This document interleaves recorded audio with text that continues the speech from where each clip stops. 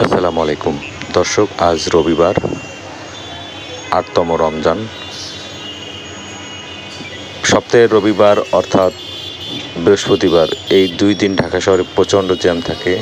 গাড়ি ঘোড়া ধীর গতিতে চলে, সাধারণ মানুষের ভোগান্তি বেড়ে যায়। সেই তুলনায় আজকে রাস্তাঘাটে গাড়ি ভোগান্তি একটু কম, জ্যাম কম। বিশেষ করে রমজান উপলক্ষে সরকারি অফিসগুলো আছে, সেগুলো আগেই ছুটি হয়ে যায়।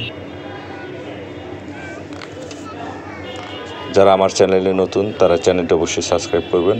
আজকে ইফতার বাজারে অনেক আয়োজন, ফলমূল থেকে শুরু করে জিলাপি থেকে শুরু করে বিভিন্ন ধরনের ইফতার আয়োজন চলছে ঢাকা শহরে। বেচা কিনা হচ্ছে, উপচে পড়া ভিড়।